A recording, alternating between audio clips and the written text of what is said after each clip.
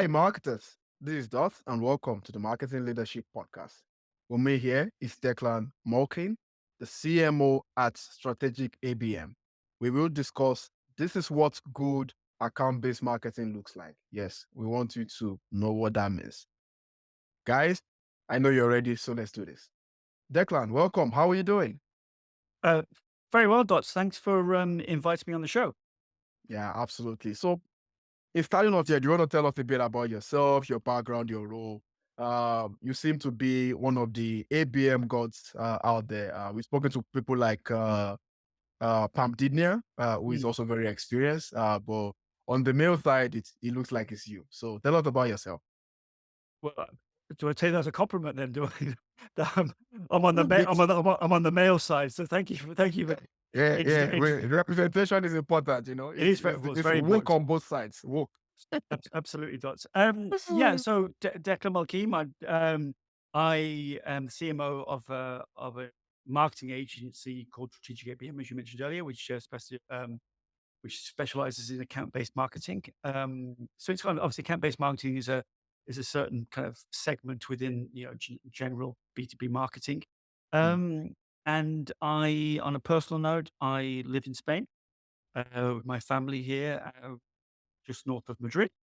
And I've been involved in B2B marketing and sales, both sales side and the marketing side, for 30 years or so, working in different sectors from educational technology through to professional services, and now actually working for a marketing agency and an account-based marketing agency. So I've kind of gone from the client side, understanding what it's like to be a client, what it's like to work with external agencies, what it's like to have those sort of different kind of choices to make, and running campaigns that way. And obviously now on the agency side, helping clients to deliver best in class ABM.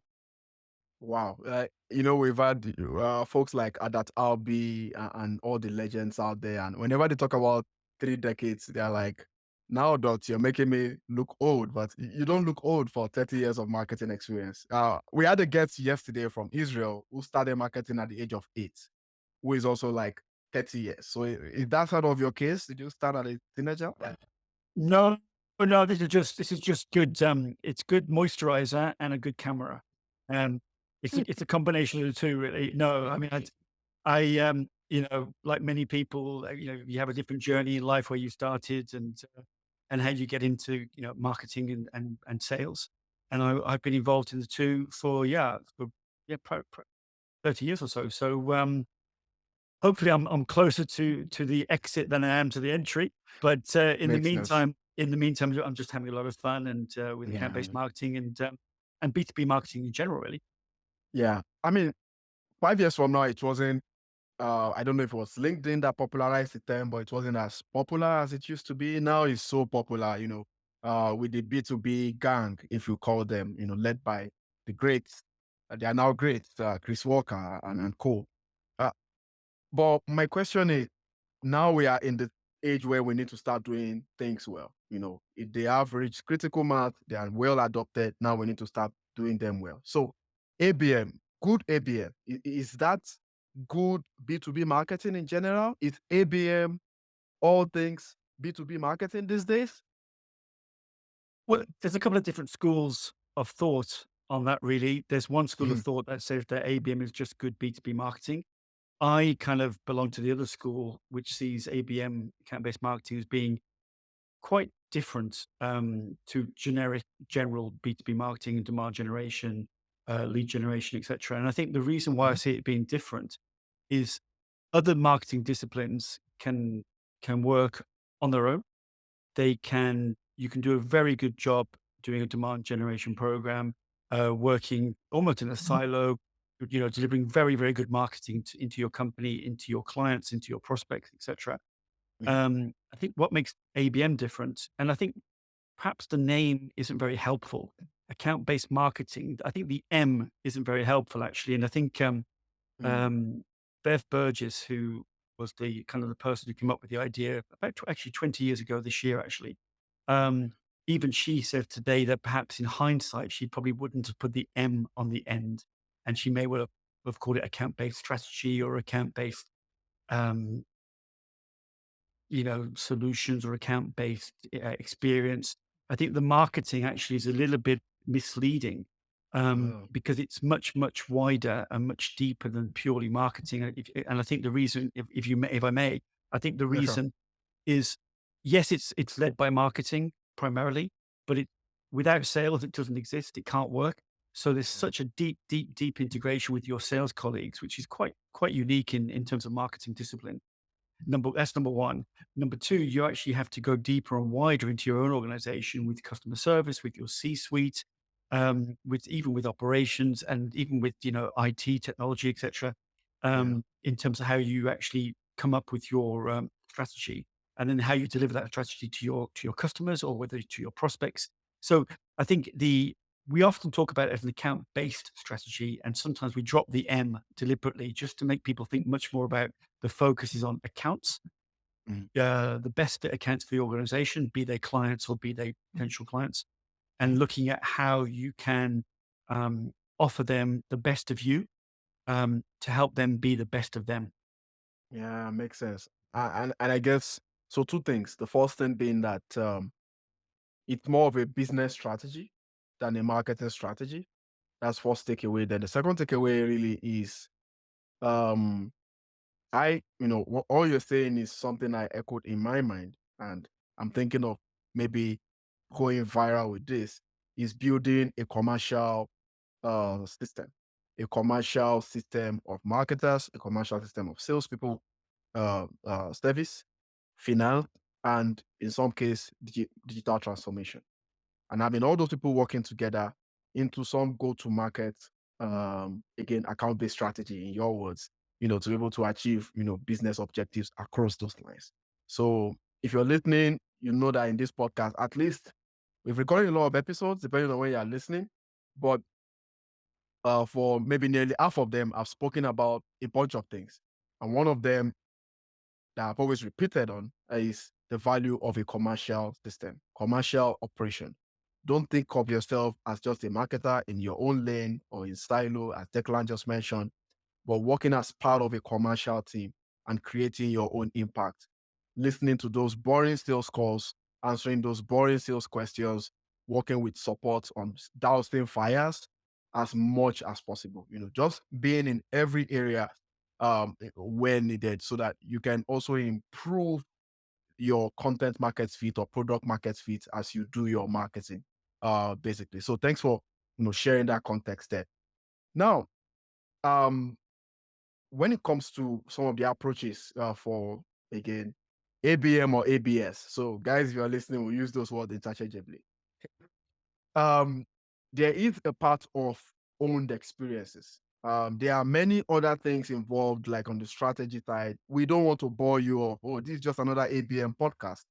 If you learn about ABM, you probably know what I'm about to say. And if you don't, just look online or ask ChatGPT to tell you what ABM is. But in terms of deploying tactics from strategy, I believe that having a great digital experience is something that is often overlooked.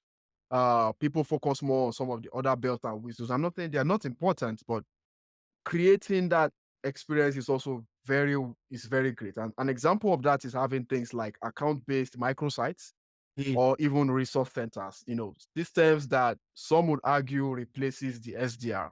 I had a 1 year SDR experience in my 13-year career, which I'm very, very proud to talk about because it's not easy. SDR work, sales work is incredibly difficult. Anyway, what do you think about the context of having a well-grounded, or in this case, well-mature digital experience to support ABM efforts? You can either speak on your perspective or write on some of the examples I shared in terms of microsites and resource centers and so Well, I think ultimately you need to ask yourself the question: what are you trying to achieve? Now, on. we tend to think about ABM with kind of four different objectives.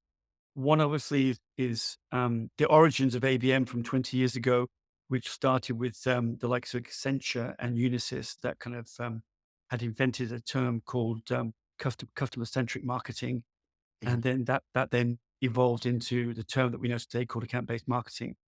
But they were working with customers. And if you think about the types of companies that Unisys and Accenture are, they're, they're deep consultancy companies that go into companies. They have to understand them. They have to go deep. They have to go wide. They've got a lot of people to talk to, a lot of people to influence, um, and a lot of people to convince. And so that's Mm. really the origins of they asked themselves the question, well, rather than doing marketing to a wide group of companies or to a One wide too set. many. Yeah. Well, yeah, exactly. But how do you do marketing into one company or into one industry? So that's where the origins. It's literally 20 years ago this year, 2000, not yet 20 year 2003. With the Mm. origins of ABM. So if you ask, so that's the origins of it originally. So if you think about the kind of the four use cases for ABM, which are typically number one is growing your existing customers, but not just growing them, but also building, advocacy, sponsorship, having them become, just, great believers in you as a company. And obviously Mhm. you both going on a journey together. Number two, obviously, is what a lot of people use it for today, which because of the climate, the economic climate, people necessarily want to lean heavily on anything that will generate new revenue. So the second, obviously, is just winning new logos. People are using Mhm. it to win new logos, which is great. The third one, obviously, is to win specific projects that you know about, tenders, any kind of like proposals that you know are out there, or there is a RFPs. yeah RFPs, or there's a competitor that you want to remove. And then the fourth one is just when you're looking to try to engage with the customer in a kind of a very different way. And there's an opportunity that you're made aware of, and you can use ABM to leverage that opportunity. So if you think about that's the kind of the four use cases. Going back to your question about, well, digital experiences. Well, the question really is, what is the experience you want the account to experience? So it may well be that it's digital. It may well be Mhm. that it's physical. It may well be that it's a mixture. Obviously, we Yeah. had we had a little bit of a hiatus with the whole COVID, and that meant that everything went digital. And now some companies are moving back into the more kind of physical events. Mhm. Other companies are a little bit reticent for various reasons.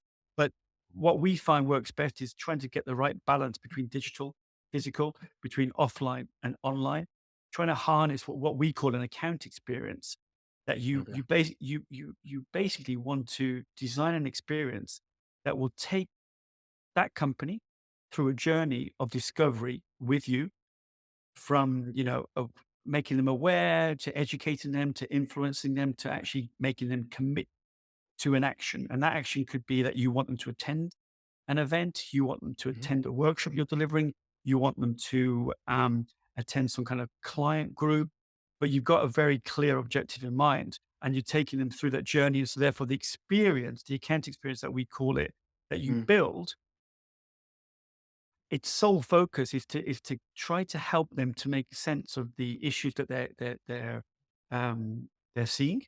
Ultimately, if you think about it, what's changed in the last 10 years? And there was a great report by Gartner that people can Google about this.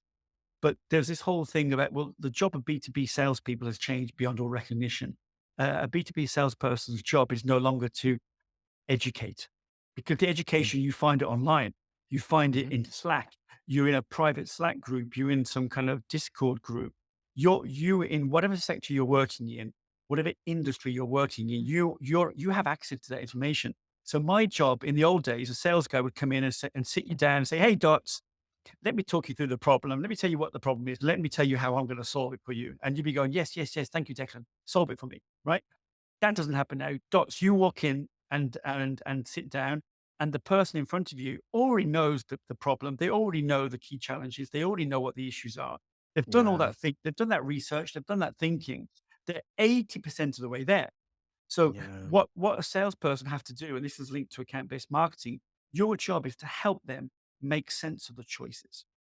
Because there are different choices out there, and some of the choices will be your solution, but some of the choices will not be your solution. And your job in sales and in account based marketing and account based sales is to help your customers or your potential customers to make sense of the choices. So when you build what we call an account experience, our job is to help those customers or prospects to understand the key issues that are affecting them and how we we can help them with a potential solution which can help them on their journey to be quicker, to be more efficient, to be more cost effective, to be more competitive, whatever the more is.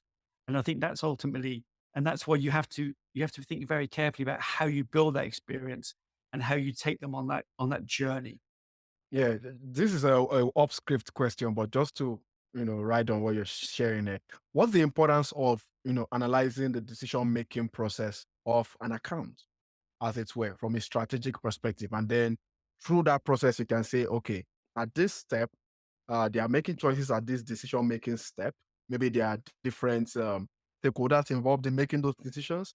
And these are the ways you want to engage them, even whether it's from a sales or, in my world, a marketing perspective, where there has to be an active education for depending on the step, or in this case, creating some own experience to deal with that decision making step. Because the reason why a lot of people are so big on, for example, guides and white papers and so on these days, is because instead of me having to explain all that to you, in order to get you to that 80% before you engage me, then you have this content about the problem I'm trying to solve, or the job to be done, as Harvard would call it. So how do you guys do that, with clients?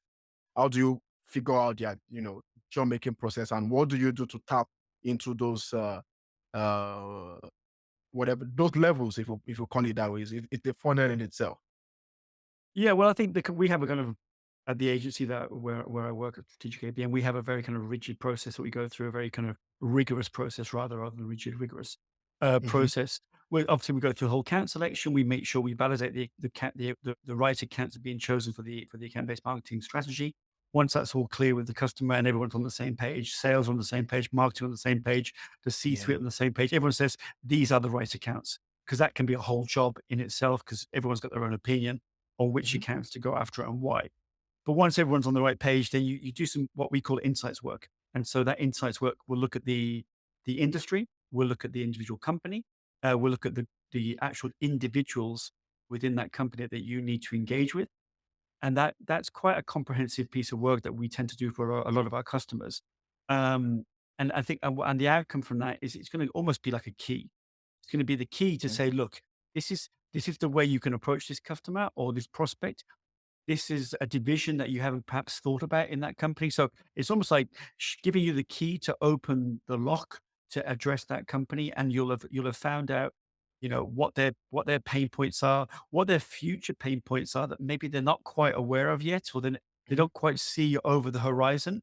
And I think that's what a lot of the insights work is to help them to see over the horizon that's just outside of their view, but will be coming very quickly. And then once you've got the insights and you know how to approach that customer, then you need to think, well, how do I approach that customer? So then you have to build what we call a value proposition. And the value proposition, in very simple terms, is a way of communicating what you do to them or with them to make them better. So Mm. and that's a quite a large body of work, and we are just thinking about lots of client meetings, and when we do this kind of value proposition work and we present it, and they kind of sit there and say, nobody's ever thought about our business in that way. Nobody's expressed in 2 lines the uniqueness of what we do and the way that we can help people. And I think that's we try to, boil down all this kind of huge body of work that all marketing departments have done Mhm. into something quite impactful that when you present it to the market, you present it to a small segment of your customers or prospects. And that will then explain what it is that you can help them achieve.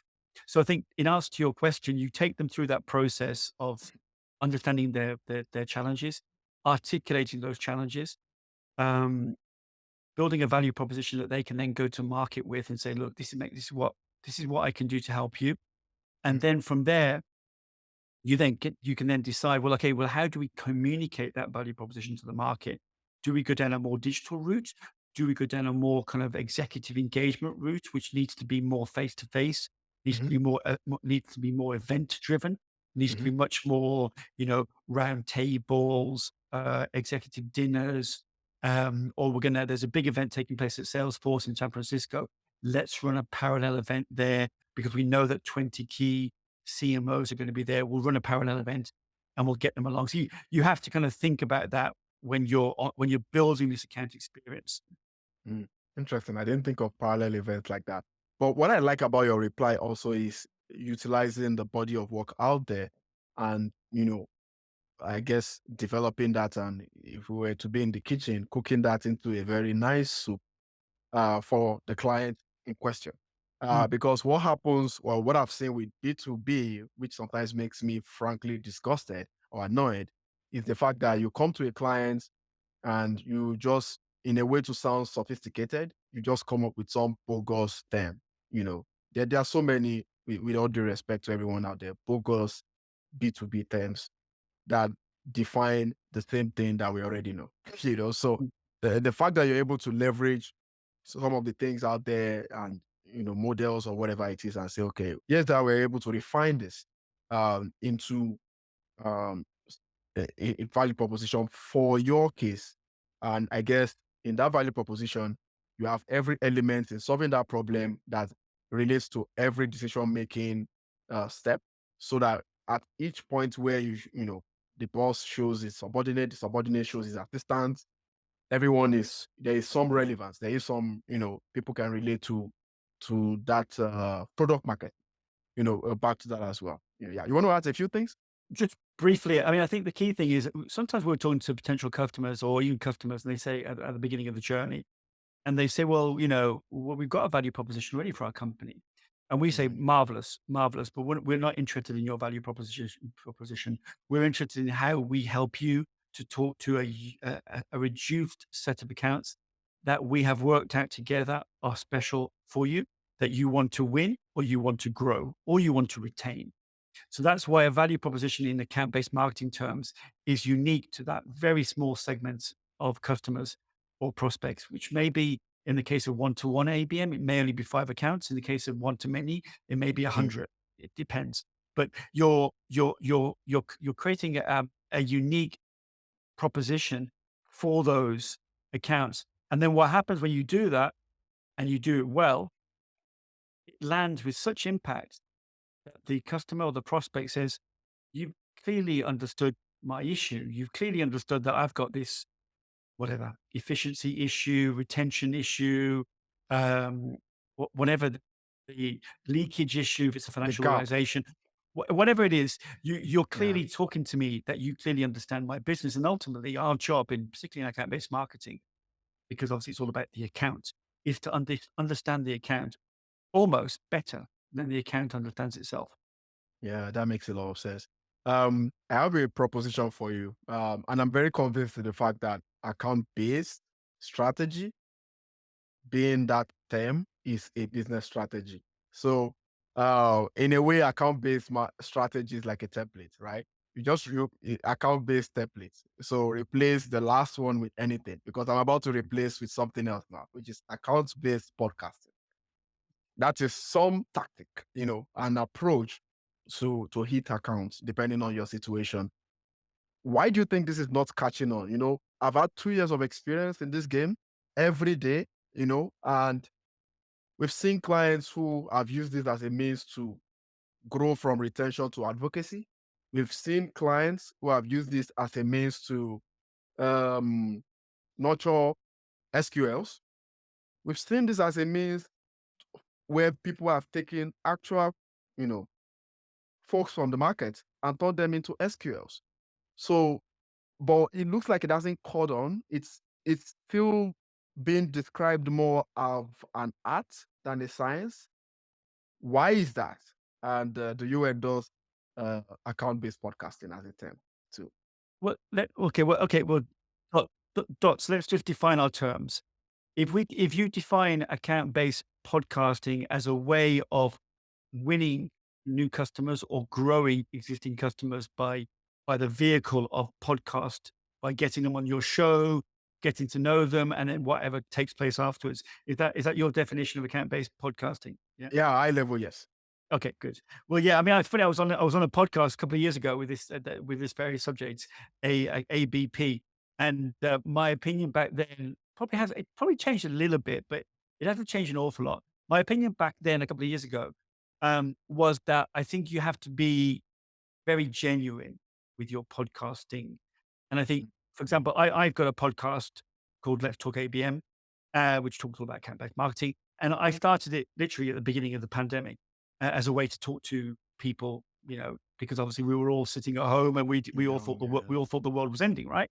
Yeah. Um, and obviously, so 60 episodes later, it's still going. And I have found it's been one of the most, rewarding experiences for me on a Mm, personal level, but also the way that the relationships have been created. And the fact that, I've ended up building quite a significant network of individuals and, yeah. some of them have become firm friends. Now, some of those companies that I've interviewed have become customers of the agency I work for. But what's really Mhm. interesting, there has been no deliberate attempt on my behalf to actually sell to them. And I think if you think about the old adage, people buy from people they like, right? That's in whether you're going to a restaurant or whether you're going to a corner shop or whether you're going to your favorite tailor or Or you are wherever buying you, a phone. or you're buying a phone, right? You Yeah. want to have a good experience, and if the customer service is great, then you're left with a good experience. And the same is true with B2B, with our relationships and how we meet people, whether it's physically in an event or whether it's virtually um, through this kind of platform. We're spending all day meeting people, and we're still trying to use our human skills to build relationships, right? And we do. Sometimes we fail, sometimes we succeed, but ultimately, you and I, Dots, we built great relationships, long-lasting relationships with lots of people, and those relationships have then converted into customers. And the reason why is because we probably led with being genuine first.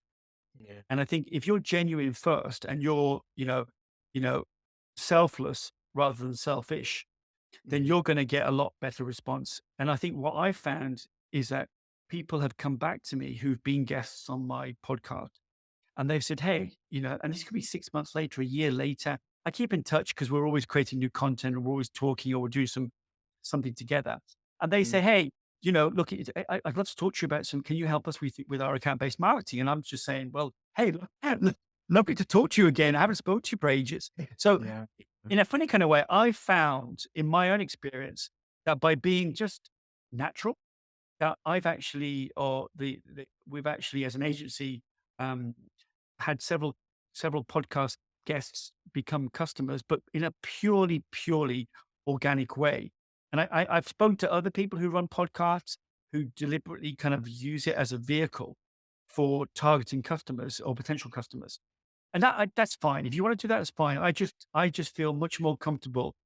My guest selection, the way I select guests, is based purely on who are they, what's their story, and have they got a good story to share. Because I think your audience, in your case, Mm, Dots, or in my case, mm, our audience mm. are not stupid, right? Our Yeah. audience will actually smell a rat. And I think if our audience don't get value from what we deliver in our podcasting, they will quickly go to another podcast. And I think, the testament to your podcast, you've got, 100 and something episodes now, and I've done 60 odd, is we get great feedback and people like to listen to our shows. And I think that's my North Star is, do people Yeah. want to listen to my show? If something comes out of it, marvelous. But Yeah. I deliberately don't go, I don't lead with the ABP, the account based podcasting, just because I personally don't feel comfortable with. Yeah, you live with the relationships. No, no, it's buyer journey is changing. It's become more sophisticated. And B2B is even, but buyers are more critical these days. So, like you said, Mm. they smell a rat. So, um, if you're listening, is basically yes, your selection might be strategic. I mean, I would say pick them with purpose for sales or revenue or whatever lifetime value. Um, but in the engagement itself, my guess is they are probably looking out for you to pull something on them, like you pull a stunt, and you don't. You just genuine, right? And then they say, okay, this looks like these guys are the real deal. You know, 6 months later, they get in touch. And that's what is good with demand generation. Demand generation is simply when it's time for me to buy, who do I remember first? Top of mind awareness. And by those relationships, then you're able to connect to those guys. And speaking about podcasts, guys, I hope you've been enjoying the episode so far. I have been a lot of, I think my biggest learning is the account based strategy. I'm a strategist, so that's very convenient, but If you're listening, please subscribe. If you're also listening, please review as well. Share with your ABM friends. It's Q4 now. You can download this episode and take a transcript or whatever it is and make a nice deck and show why ABM is good for your organization. In the corporate world, decks is the new oil or is the only oil if I'll put it that way. Anyway, guys, we're nearly done. So one more question for Declan. But before then, he will go through the dots rapid fire. And before then, is a quick commercial break from our sponsor. In a few seconds, we'll be right back and we will wrap up the episode. Don't get it twisted, guys. It's the Marketing Leadership Podcast with your man, Dots. Stay tuned.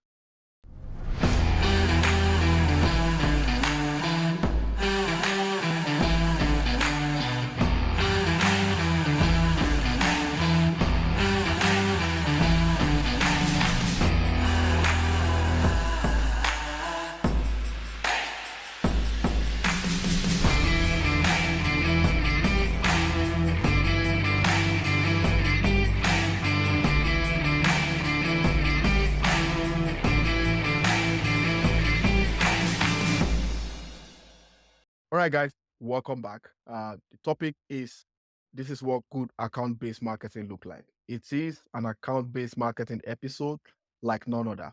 Of course, aside from Declan's podcast, which you will be listening, getting some details on at the end here.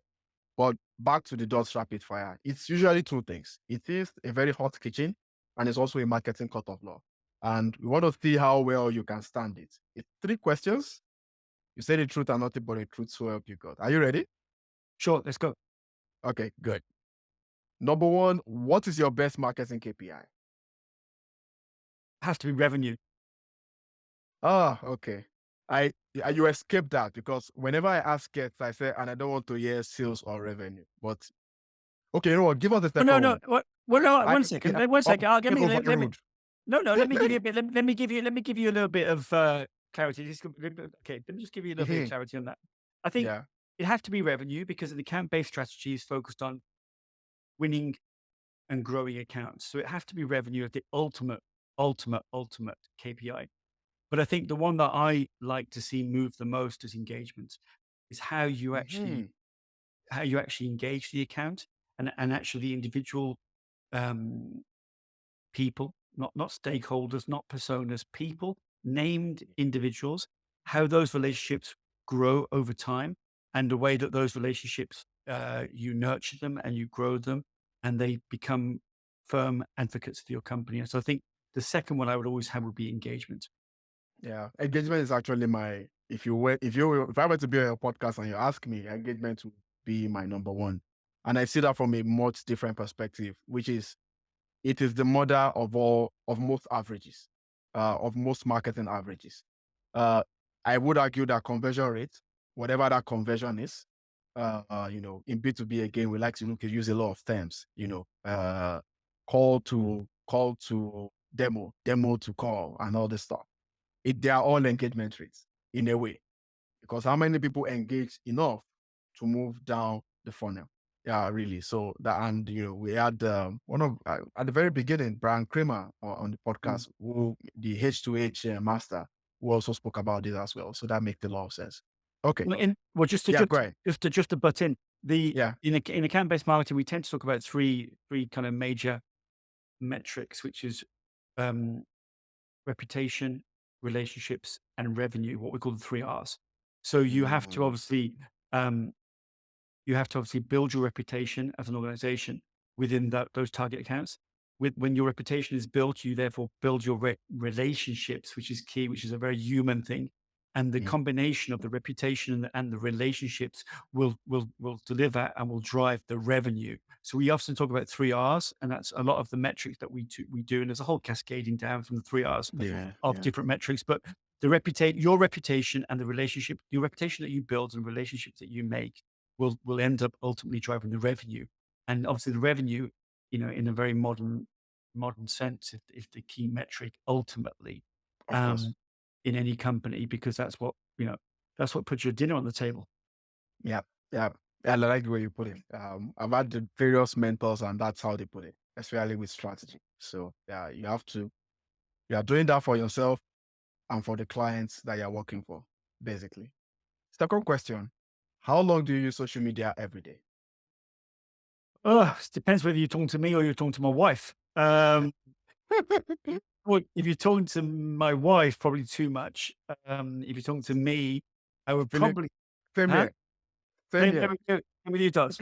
I would probably, well, I mean, I use it all day because it's part and parcel of what I do as a CMO, right? But in my personal life, I probably use it probably an hour a day, and probably in my work life, I probably use it 2 or 3 hours a day. So I'd probably say 3 or 4 hours a day probably is a fair Yeah, estimate. But, yeah, I'm thinking, yeah, but and there's no escape because obviously it's yeah, what modern day marketers do, and obviously then, um, I like to cook and I like history, so therefore I go on TikTok and I get cooking videos and history videos on TikTok. So what can I can't escape it. yeah. That makes sense. I love history as well. We're speaking of the mic, and I have a TikTok account where I whistle and hum at the same time, which is a very weird stuff. But yeah, I found not many people can do it. So I thought, why not start something on TikTok? So if you want to check out .lovesmarketing.com in the about page, you will see the link there somewhere below if you're listening. Anyway, last question, last rapid fire question. What is your favorite marketing quote? Well, I think I did. I learned this back in marketing business school many moons ago, and I think it was. Mm, Hopefully, I can recall it. It was marketing is too important to be left to the marketing department, and that was a mm, quote from I think it was David Packard, who was one of the Hewlett Packard, HP. So he was one of the founders of HP, and I think I always think that, and actually, if you think about what I mentioned about account based marketing at the beginning, it's much yeah, more than marketing, and I commercial think team. marketing works best when everyone's involved in branding, everyone's involved in demand generation, everyone's involved in account based marketing, and I think the success I've seen when I do on the podcast I mentioned earlier that I do, and some of the great ABMers that I've interviewed, is when they actually become almost like the educators of ABM, and they're the ones that help the business do ABM as opposed to being a small group of, commandos who are just doing ABM. No, what they say the best way to make it work is when actually you can push it out to the organization. And I think that's when it goes beyond marketing and actually becomes part of like how we do business around here. Yeah, that makes a lot of sense, and yeah, we can't stress that enough, right? It's very very important to have that commercial. I think B2B has been fairly successful in driving the awareness for a go-to-market commercial team that Mm, mm. executes on revenue streams, one of which being account-based strategies. We're left to see that go well in B2C. I interview folks from both sides of the world. um, Before I let you go, this is a very, and speaking of D2C, this is a very funny question. ABM in the D2C world, do you think that is a thing? Do you see that happening? I know that's not exactly your space, but you know, when you are watching what's the name of that cartoon now? Not Teletubbies, the one with 100 million subscribers on YouTube, Coco Melon. Oh, yeah. Yeah, Coco Melon. You remember, oh, maybe D2C might also be using ABM, or should they be using ABM? Like in banking, for example, I'm an individual with not even $100 million. That's an extreme example. Just $5 million alone in the bank account. The bank is calling you. Hey man, yeah, how are you doing? How's the weather? I'm like, get to the point, please. And then they start to engage you about what's in your account balance and what you can possibly do with it.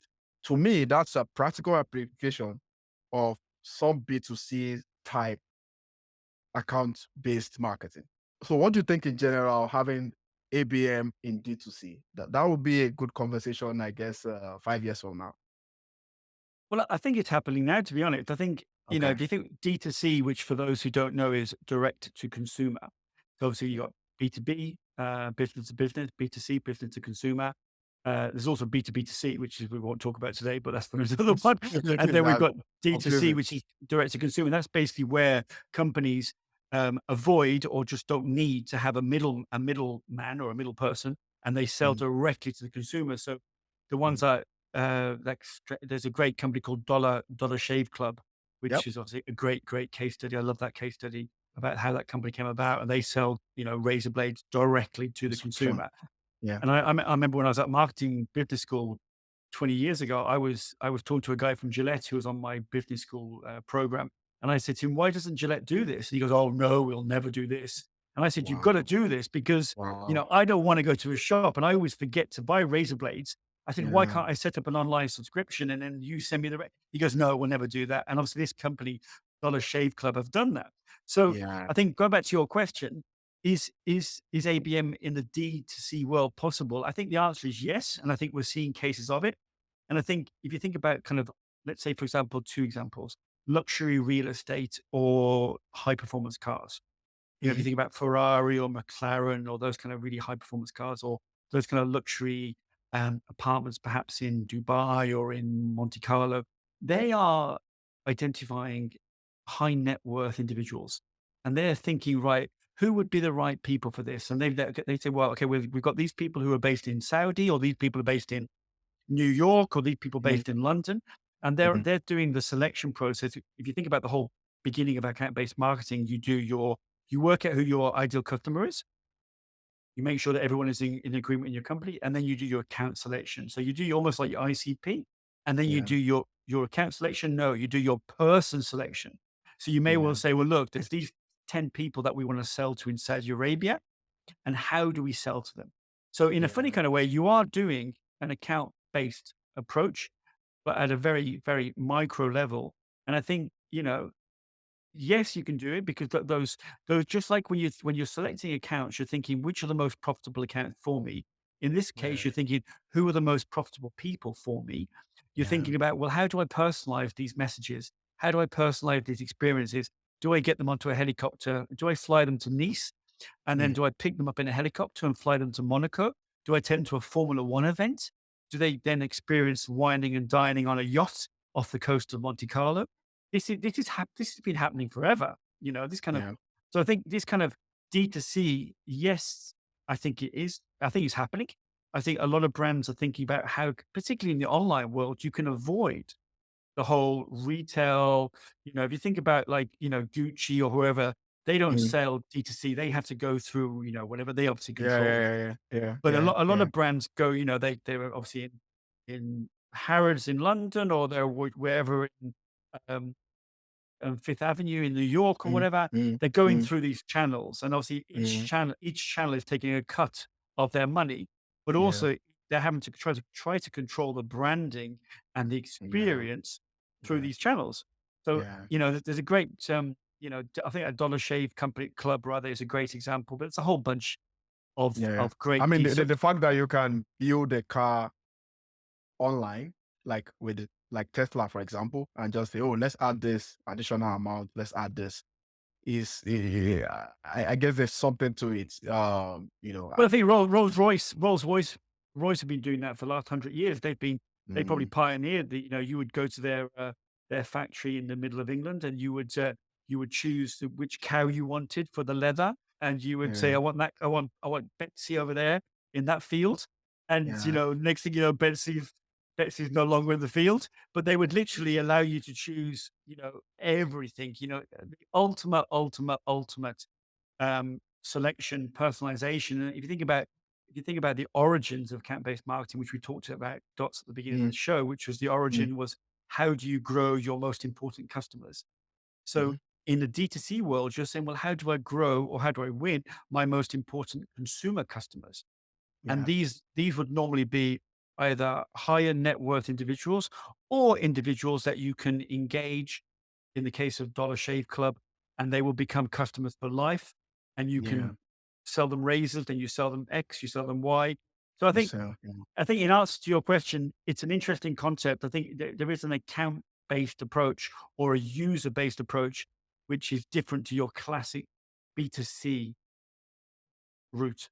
yeah, yeah. Where there's a middleman and all that. As you were saying all that, um, with as you were describing that, I was just envisioning myself. Dot loves marketing. oh, okay, somebody wants to get me on a helicopter, you know. But don't mind me. Yeah, you want to say something? No, no, no. I mean, look, I mean, as long as you don't mind flying, you don't mind flying, that's fine. I mean, I'm not sure. I'm not sure, but yeah, I think, if you think about B2B, right? B2B has learned so much from B2C, particularly in the last 10 years or so, last five True, years. We are true. taking so many learnings from B2C, great, great, great B2C, and we're applying that to B2B. And I think Yeah, the same thing from a D2C, direct to consumer point of view, there are some great true. lessons to be learned from B2C On and B2B B2B. Yeah, into those high net worths, or just individuals who are looking for more personalized approach. They're looking for loyalty programs. They're looking for people to really understand them, and you need to have really you use your data very cleverly, artificial yeah, intelligence. So yeah. I think it's a very interesting segment to be in at the moment. Yeah, it makes sense. Declan, we can keep going on and on here, but we are 7 minutes above our schedule. But it's been an absolute fun discussing this topic in a very new light. So, guys, I hope you've also enjoyed it and all the wisdom that is in there as well. Where can future ABS gurus find you?